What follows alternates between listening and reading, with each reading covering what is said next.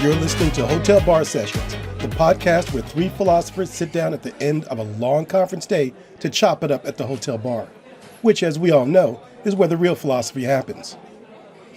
All right, welcome back to Hotel Bar Sessions. I am Lee Johnson, and I'm joined here by my two fabulous co-hosts, Dr. Rick Lee and Dr. Charles Peterson. How you guys doing today? Hey, y'all. Okay. Curb your enthusiasm. I'm doing good. I'm feeling really great. All right, so before we get started, like usual, we want to get your drinks and your rants and raves. So, Rick, what are you drinking today, and what is your rant and rave? So today I just ordered a Paloma, but instead of with tequila, I ordered it with mezcal, because I've been digging some mezcal these days, and the Paloma is one of my favorite summer drinks. I know it's all popular right now, but some popular things are actually good. Like the Bee Gees. My rave is Dorothy Dandridge. I don't know if you all know Dorothy Dandridge, but... That's a deep cut. I like that. What a remarkable voice. There's a style of jazz singer that is just so incredibly clear, and she has such a clear voice. And by the way, if you're looking for a place to start, I highly recommend Smooth Operator. Cha-cha-cha-cha. So that's my rave. My rant is the, in quotes, Reverend Pat fucking Robertson. I don't know why we haven't ranted about him before or every single time. That's why, because we never stop. I think I forgot he was alive. Well, on a broadcast at the end of June, he, like many right-wing assholes, is on and on about critical race theory. And during his rant about critical race theory, the dude actually said, people of color have the whip handle now. And I'm like, you, what? If only that were true.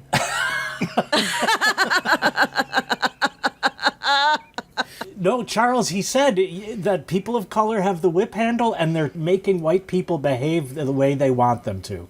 The projection is amazing. It is amazing. All right. But in that context, to use the whip handle, come on. Yeah, dog whistle much? Yeah.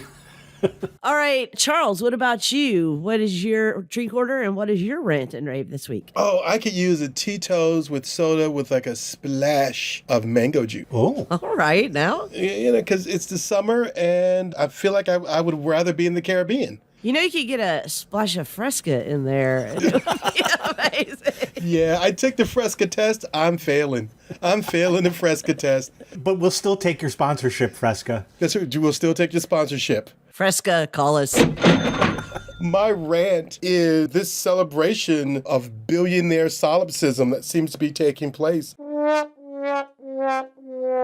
In like 8 days, we have 2 billionaires who decide that they just want to go on a luxury hop to space for shits and giggles. And, you know, Richard Branson, I used to love Virgin Records back in the day, so I don't really have too much critique of him. But Jeff Bezos comes back, sitting there at that press conference after 10 minutes in space with that dumbass cowboy hat like he wants to be an extra from The Right Stuff, working out these little boy fantasies and thanking the people that he exploited, that he didn't pay, and their exploitation pays for his ability to go on a pleasure cruise to space.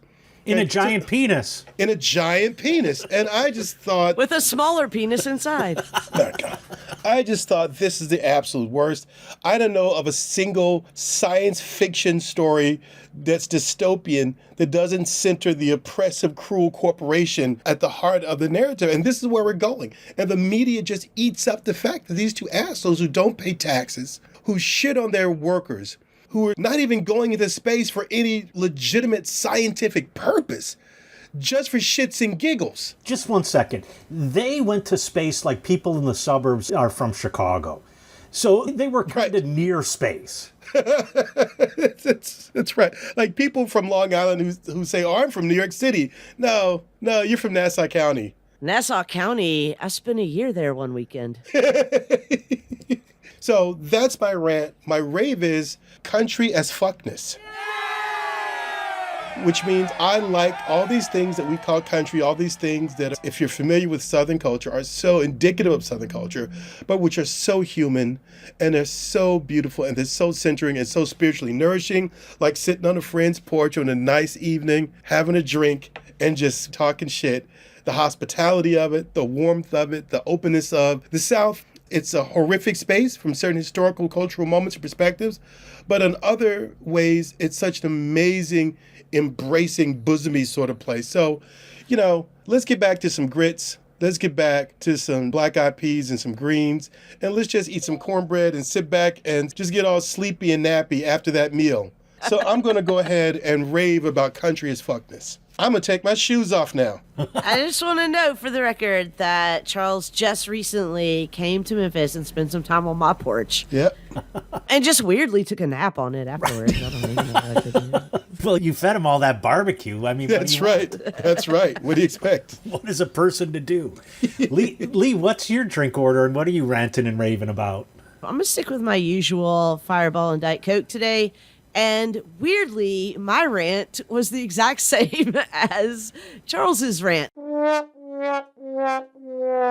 So see above. I'm not going to repeat it. I am also ranting about the space colonizers who don't pay taxes. I think that when Jeff Bezos, in the interview right after he came back to Earth, said, I want to thank all the Amazon employees and all the Amazon customers. You paid for this. My first thought was like, fuck did he you. just literally say the quiet part out loud?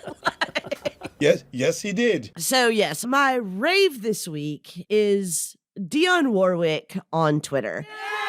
So if you don't follow Dionne Warwick on Twitter, you absolutely must. She is hilarious. So she only came onto Twitter a few months ago, and just in her first few weeks on Twitter, she made a splash with this kind of, whoever knows if it's a naive engagement or it's a performance, but famously, she tweeted at Chance the Rapper and said, since you're obviously a rapper, why do you have the rapper in your name?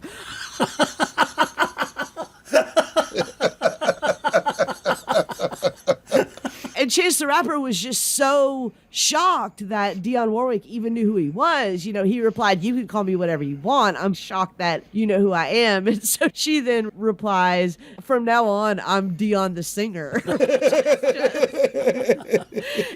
that's just her vibe on Twitter. And I love her. And Twitter can be an ugly place, but then there are these people like Dionne Warwick on Twitter who make it wonderful. So definitely follow Dionne Warwick on Twitter. If I may, one quick sidebar. Like 2-3 years ago, I think an alligator had escaped in Chicago. Yeah. And was being searched for. And the local police named the alligator Chance the Snapper. Yeah. That was right in my neighborhood, the park at the end of my street. Oh my God. All right, well, let's jump into today's episode. Rick is actually back in the hot seat for today's episode. So, Rick, why don't you give us a little preview about what we're going to be talking about today? I noticed, by the way, that Lee refers to it as the hot seat, whereas Charles refers to it as the captain's chair. And so I'm usually in the hot seat. I don't think I've ever been in the captain's chair. Okay, let me back that up. Rick is in the extremely warm captain seat today. Rick, why don't you tell us what we're talking about? So today we're going to be talking about the white working class, and I think more so about the grievances of the white working class and how we take that up, how we respond to it.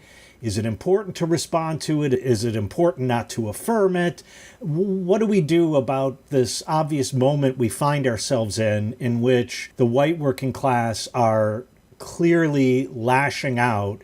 And I don't mean this necessarily in a negative way, but like many dying animals, they're most dangerous as they're in their death throes. And so I want to talk with you all about the white working class and their grievances. I will say that I started thinking about this because years ago, and I don't even remember the author's name, we'll put it in the show notes, but there was a book written called How the Irish Became White. And it was a discussion of the ways in which Irish immigrants, when they first came to the U.S., they weren't considered white. In Chicago, for example, there were no Irish allowed signs, and they dug the trench that became the sanitary canal, and they were dying at a rate of thousands and thousands per month as they're digging this. So I don't want to say that there isn't a kind of racial history there.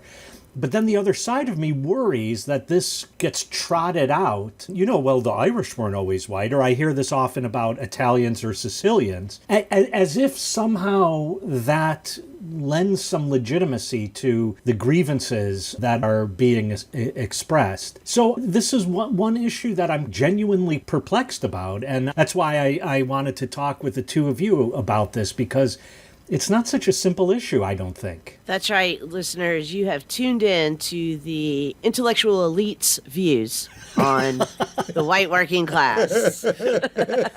Yeah, but remember, we all learned to speak Middle Academies. This isn't our native language. That's right. That's right.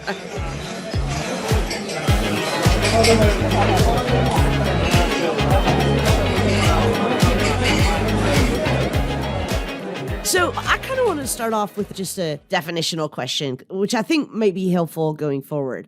What are we counting as the white working class? Because one of the problems with talking about class in America is that we just don't share a common language about class. And so when some people talk about the white working class, they're talking about the white poor. Right. And when other people talk about the white working class, they're talking about, let's say, white people who make in the 20th to 50th percentile of incomes, and many of whom are a demographic who deeply hate the poor and resent the poor and distinguish themselves from the poor. So when you say the white working class, what do you mean by working class?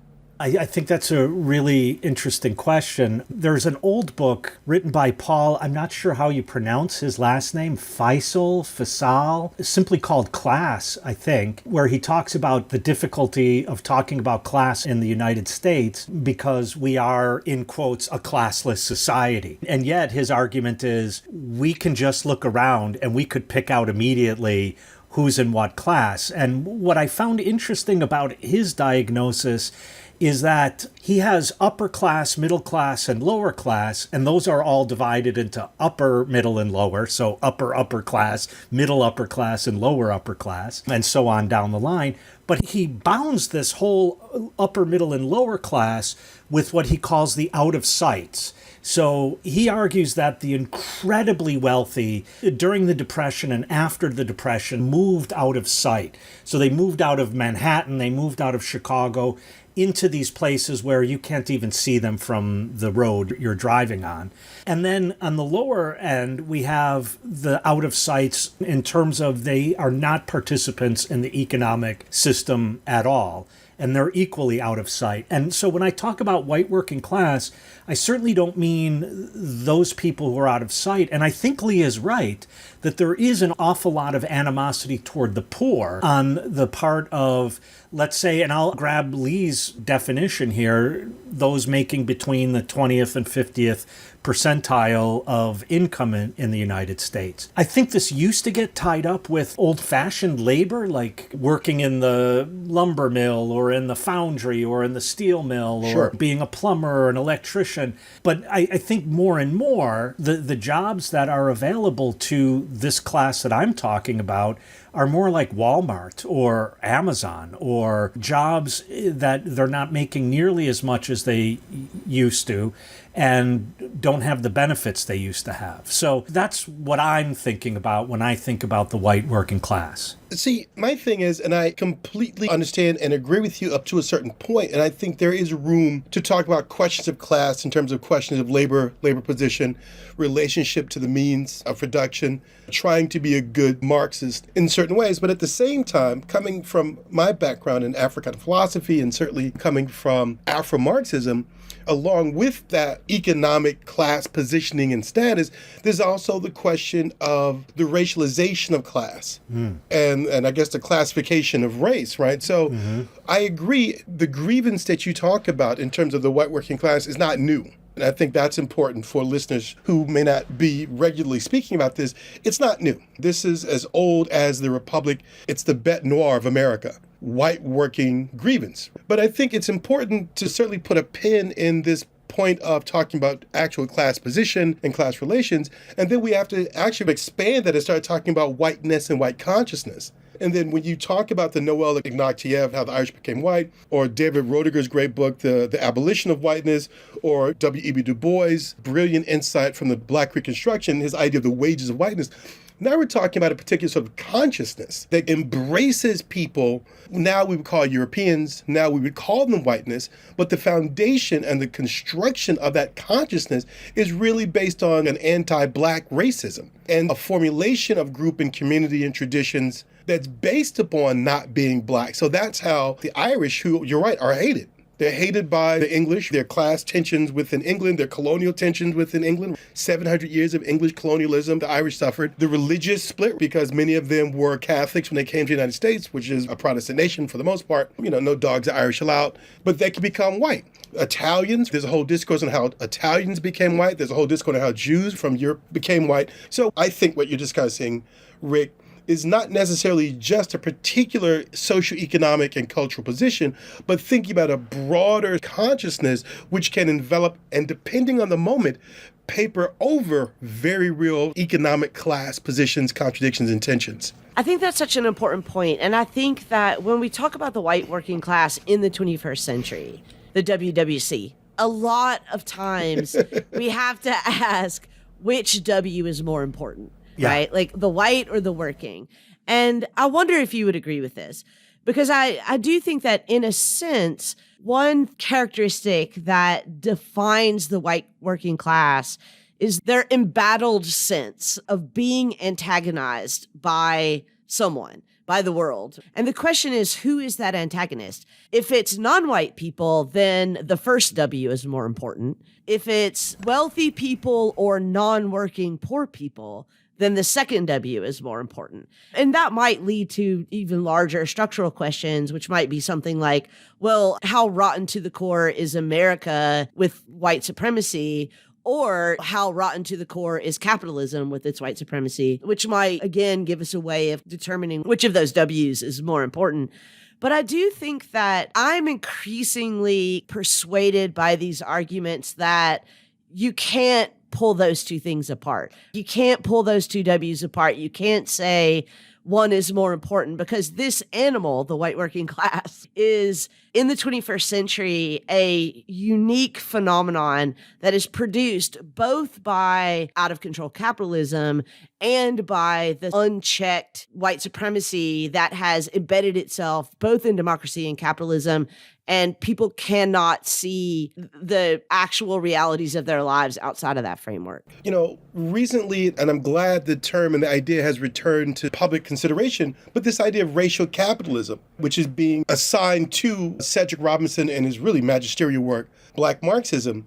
And, to do a deep disservice to Dr. Robinson, basically the argument is that racism, white supremacy is not a secondary feature of capitalism, but it is embedded in capitalism. It's there at the core, and you don't have capitalism without this particular type of othering, which in the context of the Western world becomes racialization. Like racialization is a part of capitalism, and you can't distinguish or tear them apart. I wanted to go back to this consciousness that Charles raised earlier, because I think this is a really crucial point, because it seems to me that if there is a consciousness, and I'd like to talk more about what are the features of that consciousness, but if there is a consciousness that envelops, I really like that language Charles used, if there's a consciousness that envelops, then it would never be a question of being able to pull apart the class consciousness from the consciousness of whiteness or white consciousness, that these, in a sense, are one and the same.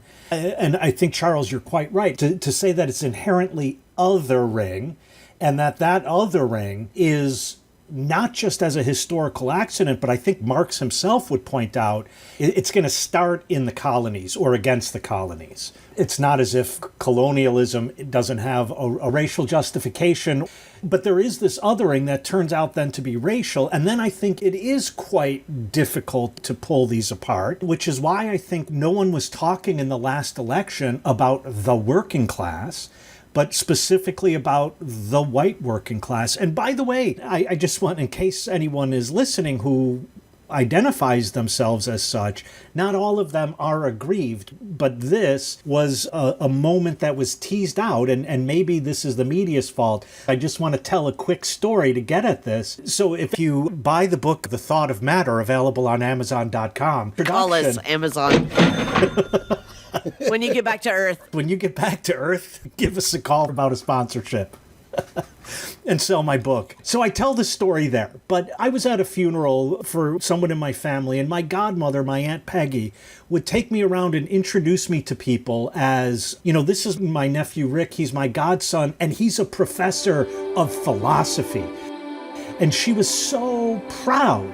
And that's not the working class that is aggrieved and pitching grievances. So there are elements here that I think we need to separate out. Yeah, I also think there's a whole other white working class, which is extremely progressive, right? Yeah. And, there's a whole white working class of people who are union organizers, who are anti-racist, who are progressives. And one of the things that really struck me about the media's characterization of the white working class in the lead up to the 2016 election is this selection of one particular slice of the white working class, which is the reactive racist slice. And I think that, I'm guilty of this too. We've all just kind of taken that up. It's like, oh yeah, that's what we mean when we mean the white working class. When we're talking about white working people who are progressive, then we don't call them the white working class, we call them progressives. And so how did that happen? How did it get reduced to this one particular slice of the white working class? The demographic that gets called the white working class now, I think most people would say are resentful, are angry, are probably racist and homophobic and sexist, are religious in a very particular evangelical Christian sense. Like, how else would we describe them? Well, some of the work that the discussion of the white working class does is to avoid calling them rural, because there is historically a difference between the urban working class and the rural working class. And Lee, everything you just described, as I think about it, I think this is not Chicago, this is Kansas or Nebraska, or so rural versus urban, I wonder. This goes back to the idea about whiteness and consciousness. Despite the splits within a particular set of workers having a particular relationship to the means of production, because I think I have to articulate it to stay very clear about what we mean by class, right, in the traditional sense of class. Whiteness still overlays whatever conflicts there may be between the second generation Polish steelworker in Gary, Indiana, and the fourth generation rural farmer out in Seymour, Indiana. And both of those groups of workers have their particular ways of articulating animosity, antagonism, a protectiveness of their position and resources over and against primarily blackness, but people of color in general. So whether it fits in the steel mills of Gary in the 20s and 30s, then there's a resistance to allowing black workers who are migrating up from Mississippi and Alabama to become members of the union.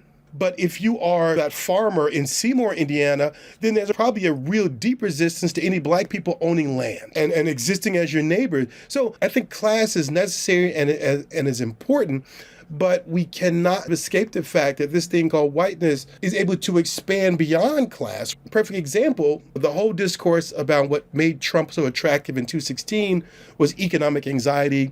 We're seeing the effects of NAFTA. We're seeing the effects of globalization. We're seeing the ways in which deindustrialization is beginning to undermine this assumed economic safety net or stability of working class people. Sidebar, there are people of color who are working class as well. You know what I'm saying? So right. The media's use of working class to mean exclusively white is infuriating. But what subsequent studies found is that a lot of Trump supporters were not working class people. They were not people with just high school diplomas. They were actually people who made six figures and had college degrees. So not necessarily what he was appealing to was this sense of economic alienation and disenfranchisement. He was appealing to a certain type of racial antagonism and racial grievance that transcended economic positions. But the last point, and this goes back to Lee's point about what do we call progressive working class people, those same studies show that in many cases, whites who were less likely to have had college degrees and have high school diplomas were less likely than college educated whites to support Trump. Yeah, I mean, I think those are all really good points. I just want to pick up on your characterization of the white working class's sense of its own class position as being thoroughly racialized. Because I think one really interesting thing that we saw in the last 10 years is that the white working class sees their antagonists as both the extremely poor and the extremely rich, which means that there are also white antagonists for them, right? Like the white poor they don't like, and the white extremely rich they don't like either, but they don't like them for thoroughly racialized reasons, which is that the white poor are moochers. They're moochers like Black people, like immigrants. So it's thoroughly racialized.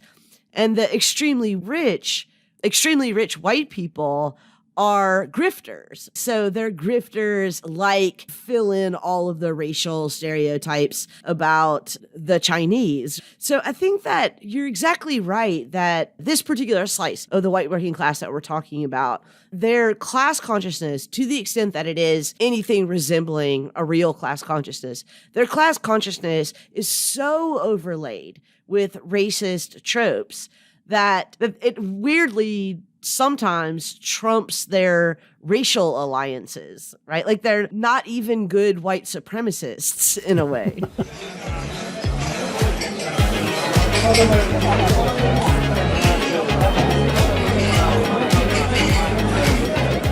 Hey listeners, before we have too many drinks and it slips my mind, if you can't catch us at the Hotel Bar, you can catch us on Twitter at Hotel Bar Podcast. You can also follow our HBS hosts individually on Twitter to catch their off-air thoughts. You can follow Charles at C_F Peterson. And Peterson is with an O, not an E. O, not an E. Rick is at Rick Lee Philos. That's Rick Lee with two E's and Philos spelled like half of the word philosophy. And Lee is at Dr. Lee M. Johnson. The doctor's abbreviated, and Lee spelled Leigh. In the off chance that you weren't furiously scribbling notes just then, you can also visit our website at www.hotelbarpodcast.com and find everything you need to know there. Now, back to our conversation.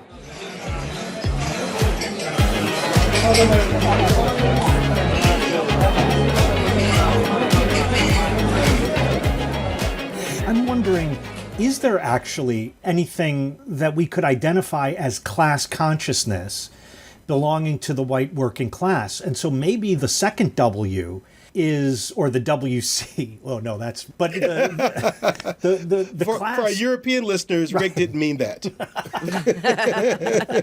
I didn't mean where you go poopy. That's a callback to a previous episode. So can they be a class if they don't have a class consciousness? And I think Charles is exactly right. Just, this is a small aside because it infuriated me. But I read in this article in The Atlantic today, which had almost nothing to do about anything related to this, that the centerpiece of Marx's philosophy is class conflict. And in fact, that's not the centerpiece to Marx's philosophy. That is the result of the centerpiece to Marx's philosophy, namely that we produce commodities for the purpose of exchange. Therefore, different people have different relations to the modes of production. That's what constitutes a class, and those different relations to production are in conflict with one another. Okay, end of that rant. Imagine that a journalist doesn't read upon what they're writing about. I know it's hard to believe. Okay, so then the question, because Lee, when you were talking, I started thinking that is it just a kind of racial consciousness that actually stands in the place?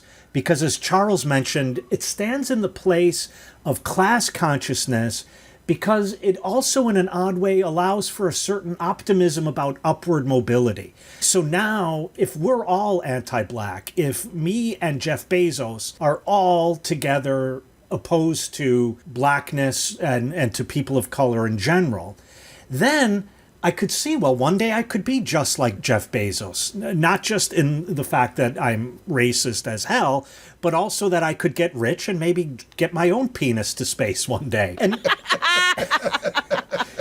so I'm just wondering It's a boy's dream. Boy is the operative word. Yeah. Hey, I just got to tell you, you men, you're not sending your best people.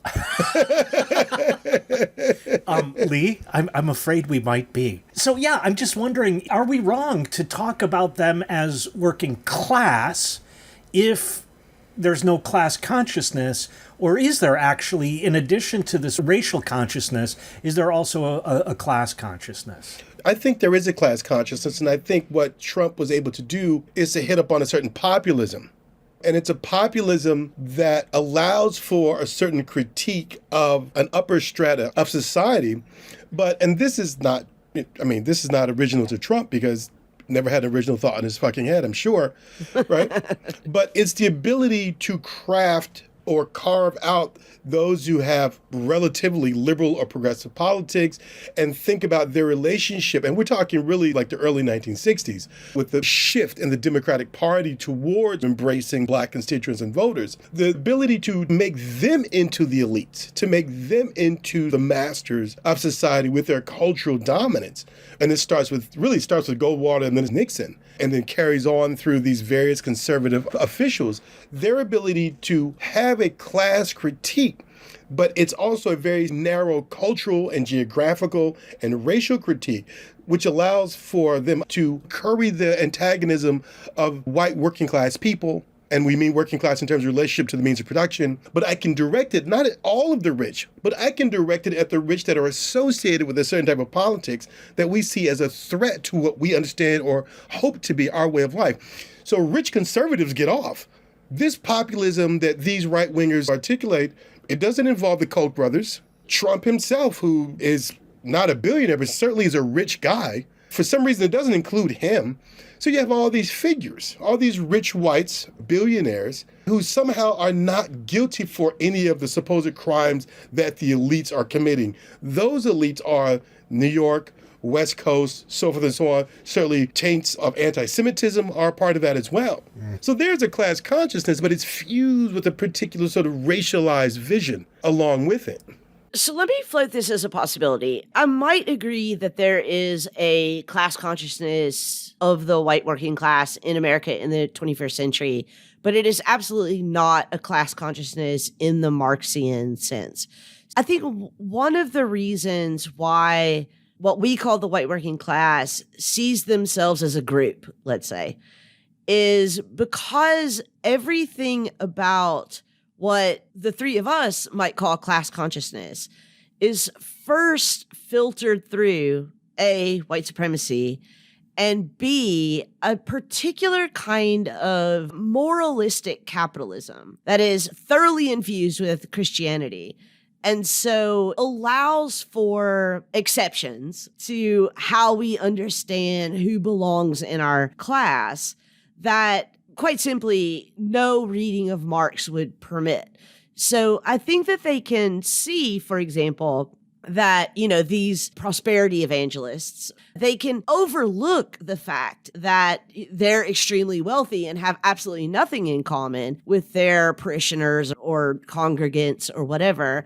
Because, again, that filter, that moralistic filter of Christianity-infused capitalism is creating this funhouse mirror effect. And also, they can separate themselves from the poor whites because the poor whites have morally failed.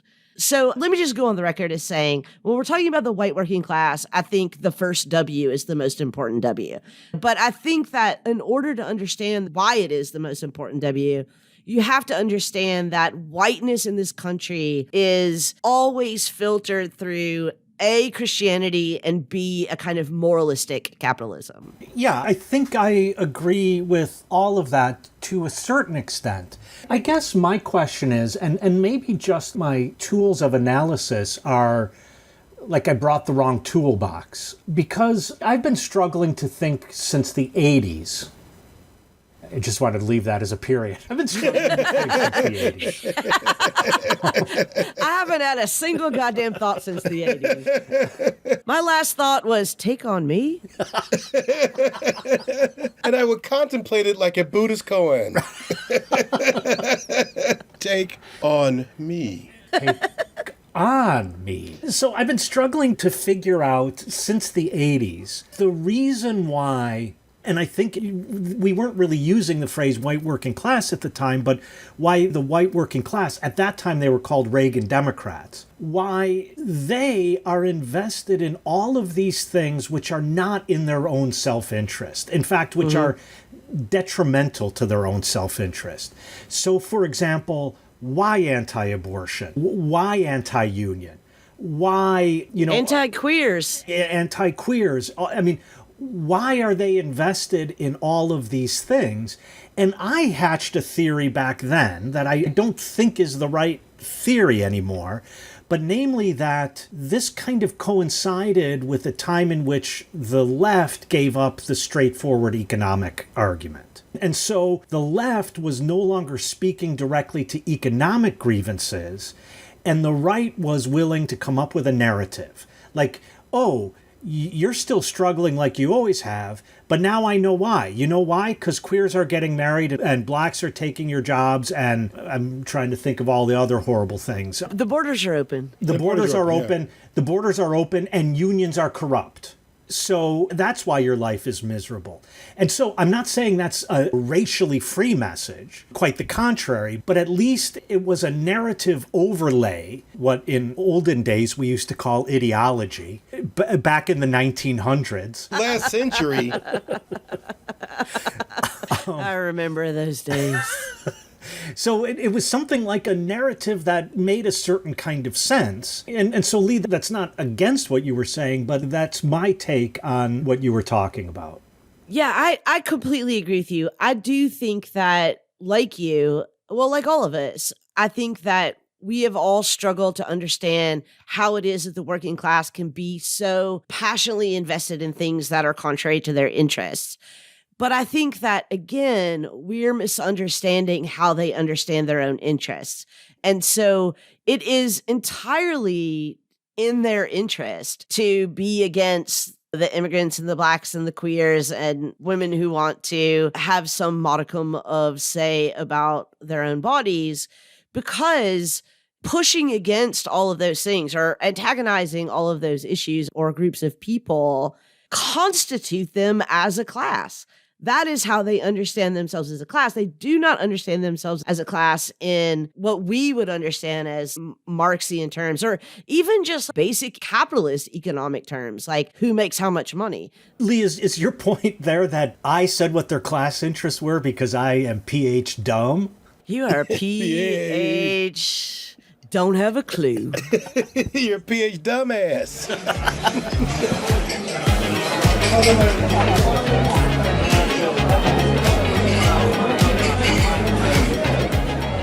You listen to us, and we want to hear from you. If you've got feedback, suggestions for future topics, or if you just want to pick a fight with one of our co-hosts, we encourage you to visit www.hotelbarpodcast.com and click on the interactive page, where we often solicit listeners' feedback on past episodes and contributions for upcoming episodes. If you want to hear yourself on HBS, you can always email us a less than 2 minutes audio clip to hotelbarpodcast@gmail.com. If it's interesting, we may use it. And if it's not, we'll definitely send you our Venmo handles so that you can virtually buy us a drink. Now, back to the conversation.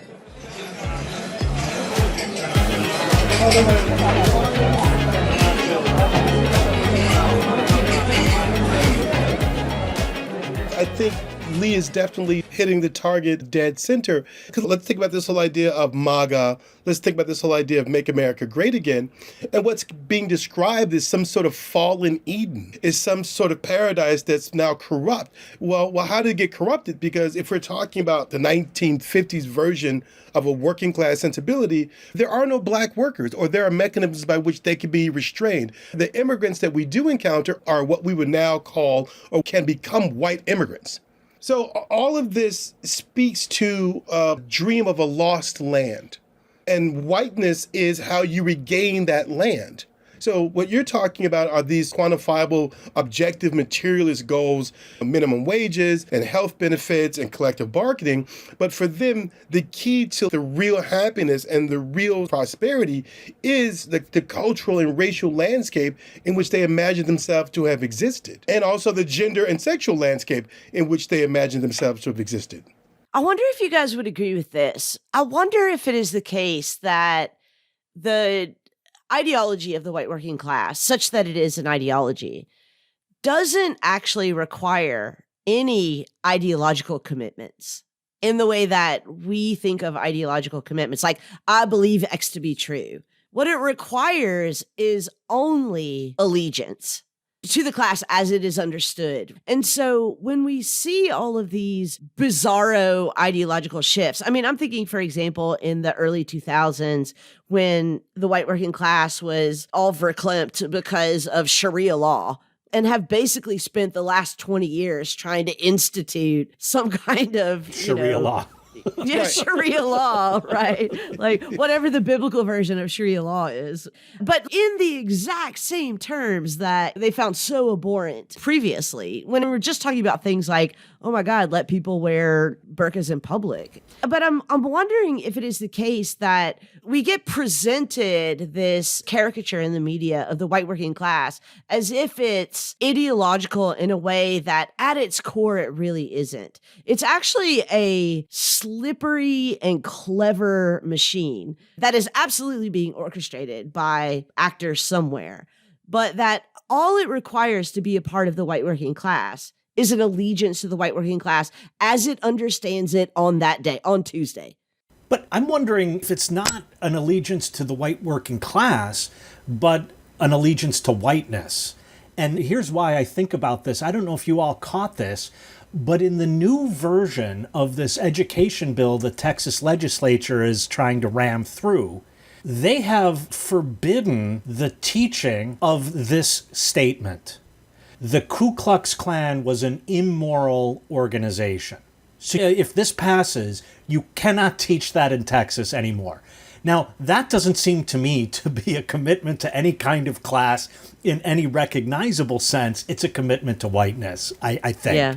But also then, I think, in a way, both some of what Charles was saying and some of what you were just saying, Lee, made me think of this essay by Sally Hanslinger. I forget the title of it, but she talks about the difference between natural kinds, essential kinds, and gerrymandered. So this is a notion of species or sets, or we might even say classes or groups. I think what we're talking about here is what she would call a gerrymandered class. That is, It's not something you look out and you're like, oh, okay, this is a class because it has these characteristics. Or an essential kind, well, this is a class because, they're all penguins or something like that. This is a class that is a group of people who are just a group of people who are in the group of people. And that whatever then the group of people believes, it's like kids playing soccer, like wherever the ball is, that's where the whole team is. And that's how this class moves around. Wherever the ball is, they're on it. And I think that the ball there is whiteness. I mean, again, I'll just say, I think that it is the case that this is not a class in the traditional Marxian sense. Now, when I think about the white working class, I think that the first W, white, is most important descriptively, but the second W, working, is most important prescriptively. The problem is that the self-understanding of that class is a descriptive self-understanding, and you can't communicate the prescriptive possibility of the second W because they only understand themselves as primarily white. I think you're right. Well, it's a cult. I think the word that we've been looking for, it's a cult, because how else do you expect that this group can withstand these antinomies? How can you get on board with Trump's articulation of a certain type of populism, but at the same time, you don't blink, you don't think twice, you casually watch the Republican Party sign off the biggest tax cut in the history of the country and run up the deficit by literally trillions of dollars? Or how can you be so worried about a blood-drinking, sex-trafficking, pedophilic cabal and even countenance Matt Gaetz? I mean, you're right. There's no evidence he ever drank blood. Alleged. So I think what has to be understood, and this is what makes this such a dangerous and such a difficult and such a slippery thing to get a handle on, because we see that we're beyond the bounds of what any reading of Marx can really attune to. And, let's not make Marx so pure, because the English working class are having their own difficulties with the Irish that are migrating to London for jobs. So we may call it nationalism, but it's really racialized nationalism because the Irish are constructed as a certain type of race. So this is not new. Once again, Cedric Robinson. But I think what makes this so difficult is that it's so deeply irrational. And I don't mean irrational in terms of it fails to have a certain logic to it, but I mean irrational in terms of it's tapping into this almost primal existential consciousness. I think in some cases that these workers, this class of people, fully have a handle on what's happened to them. So that's why dog whistles work so effectively. The way I think about it is that whiteness functions as a trap door in the back of the consciousness of those who see themselves or have been taught or experienced their lives as being white, and that it can be hacked. And that's what the dog whistles do. It hacks that consciousness. Yeah, I mean, I think that at its core, it is very similar to a religion. And that's why earlier I was trying to describe it as not actually requiring ideological commitments, but only requiring allegiance. So contradictions don't matter. Right, exactly. One's ability to leap past the contradictions is a greatest show of faith. And it also is in your interest. Just to go back to Rick's earlier point, where from the outside, we look at some of the actions of the white working class and we're like, how do you keep acting against your interests? But it is in your interest if it, again, maintains the integrity of the group. Well, and also I would say that it's also a part of your material interest in a much more traditional Marxist way. I've never been one to say, oh, it's false consciousness. Forgive them, for they know not what they do. For every working class white homeowner in Chicago in the 1950s who's burned a cross on the lawn of a black person that wants to move into their neighborhood, they know good and well that what they're preserving is the value of their home based upon the way in which the market reacts to the inclusion of black people in neighborhoods.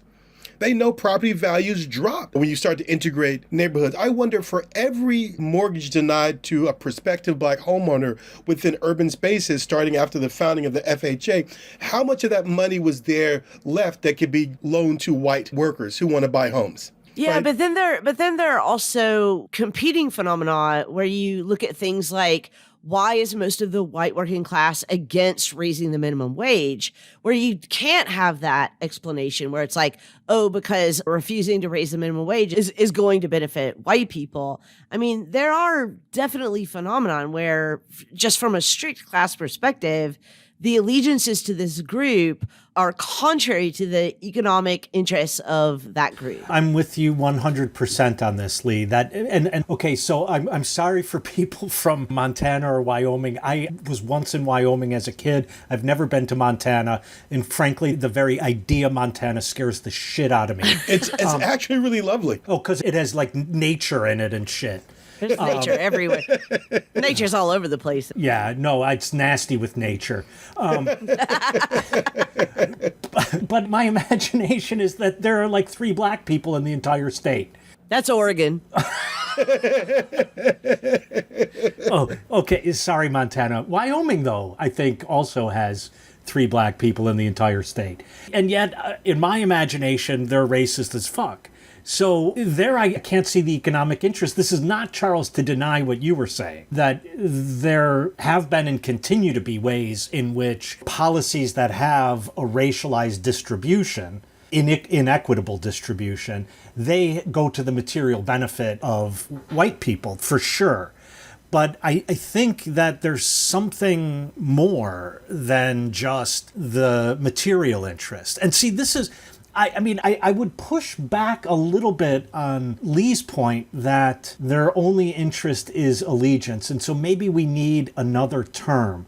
But you put your finger on it, I think, Charles, that why do so many of the avowed positions of what the media calls the white working class, why are they contrary to their own material interests? And that doesn't seem to make a whole lot of sense. There's a great book by Jonathan Metzl, professor at Vanderbilt University, called Dying of Whiteness. And he asks that very question. How is it that in these communities that are plagued by gun violence, that are plagued by Oxycontin addiction, that are plagued by poverty and low access to healthcare, why do these constituents, and he looks at communities in Missouri and Kentucky and Tennessee, I believe, why do they keep voting for elected officials that do not direct any money into these issues that plague their communities? And this is no disrespect to Dr. Metzl by reducing it to such a simple formulation. Members of these communities don't want an expansion of healthcare because they don't want non-deserving people, i.e. black people, brown people, to get healthcare. So if that means we suffer in order for the other not to have access to this, then we will make that sacrifice.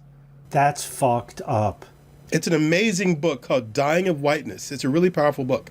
Yeah, I was going to say, people in, just to go with my stereotypes for a moment, people in Montana are against the expansion of healthcare, not because they're not going to have access to a hospital if healthcare is expanded in Montana, but because they just want to deny it to black folk in Gary. That is fucked up. And you don't have to have a PhD dumbass in order to know how screwed up that is. The ideology in the old-fashioned sense, then, is just the ideology of whiteness. Now we circle back to where Charles began, functions in the way ideologies always do, namely as a kind of consciousness, and by that I mean a way in which I understand myself, a way in which I understand the world, and a way in which I understand myself in relation to that world. So that's not class in the economic sense. That's class in an entirely different sense. And it's also, if you think about ideologies as being established on a particular set of truths, then the truth is the supremacy of whiteness. Right. That is the foundation of it. That is absolutely the foundation of it. Which until 4 years ago, you couldn't say out loud, and now increasingly you can say it just straight out loud. Yeah, yeah. You know, I had a little journey there because I was not buying Lee's point that this is in their interest, but I kind of came around to it. So it's fun to have an intellectual journey. It's a psychic interest. Like I said, this is why Du Bois's phrase, the wages of whiteness, when he talks about the ways in which the elite former Confederates were able to recapture the attention and the support of white yeomen post-Civil War, despite the fact that there were a lot of what we call working class critiques of the Civil War from the side of the South, because they were like, oh, we don't own slaves, we don't have access to politics because we don't own property. I mean, the whole state of West Virginia exists because of that. Right, right. But this idea that there's an inherent superiority within your racial position that gives you access to whatever marginal amount of resources are available, as long as black people don't receive the same amount of access. So that's why you can be poor and be rabidly anti-black, despite the fact that you are so amazingly poor because you're still being exploited by this capitalist master. The understanding is, no matter how poor I am, I'm still getting something more than this black person. I still have access to certain types of social standing and cultural validity, as long as black people don't have that as well.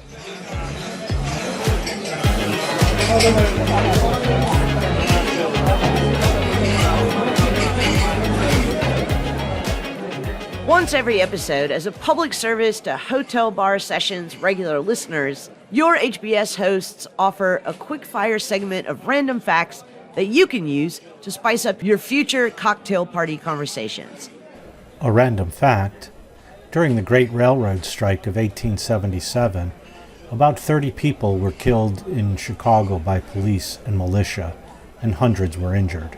Today's random fact is, for those who are planning to travel as the pandemic settles down, you lose up to 30% of your taste buds during flight. Here's an interesting fact.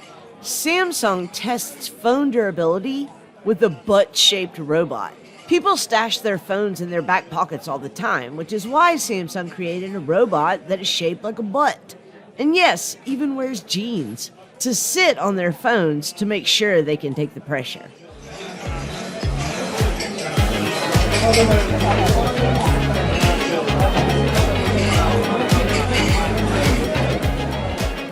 All right, you guys, if you could say one thing, deliver one message to the white working class that you think might move them forward, not in the sense that they think of moving forward, but in the sense that we think of moving forward. So I'm asking for a kind of therapeutic answer here. What should we say to the white working class? Charles, I'm going to go with you first, and then I'm going to come to Rick. What I would say, and I wrestle with this a lot, what I would say to the white working class. Well done. All right, Rick. I'm just kidding. Back to you. I mean, and this is why I have nothing to say, because there's nothing that I can say that has not already been said to them by generations of activists and philosophers and theologians and politicians. I don't have a new language for them to understand where their infatuation with this sense of themselves has led the country, is leading the world. So I don't know what to say. And here's the thing. I can't say anything. Yeah, they're not listening to you anyway. Well, they're not listening to me anyway, but they have to make the decision. It's like an addict. You can't bring an addict out of their addiction. At a certain point, that addict has to make the decision on their own that I don't want to do alcohol or I don't want to do heroin, and then seek the help. There's nothing I can say. Yeah. Whiteness has to be resolved from within whiteness. It's not my problem. I suffer from it in many ways, but it's not my problem. What about you, Rick? I would say, even if you killed everyone you hate, your life would still hurt. So let's start talking. Yeah, that's brilliant. What would you say, Lee? I would say you got nothing to lose but your chains. Let's go have a beer. And the response becomes, do black people keep their chains? Because if I can let go of my chains and they keep their chains, we're good. Let's have that beer. Come on. Let's get a cold style and call it the apocalypse. My Reverend Pat Robertson told me that people of color have the whip handle, so... Oh, God. That just... I can't even. No. All right, you guys, it looks like Frangelica is giving us last call again. Frangelica, you have nothing to lose but your chains. We are going to be back next episode, and Charles is going to be in the extremely warm captain seat. Charles, what are we going to talk about next time? We are going to talk about the superhero as cultural figure, as psychological paradigm. We're going to think about the ways in which, in U.S. culture in particular, the superhero has taken on such a huge role in the imagination of multiple generations, right? It's hard to find someone between the age of 20 and 70 that hasn't read at least one comic book. So we're going to talk about the pros, the cons, we're going to talk about the benefits, and maybe the detriments of our investment as a society in this fictional type. Can we also talk about anti-heroes? Oh, how could you not? How could you not? Well, that sounds great. I'm super looking forward to that. And Rick, thanks so much for bringing up this topic. It's really timely. I've actually really learned a lot from both of you in this episode, and I'm not even sure that I am as resolved about what I thought I was resolved about. So this gives me a lot more to think about. But looking forward to another conversation next time. I will catch you guys both for Superheroes. Hurrah! Bye. Bye.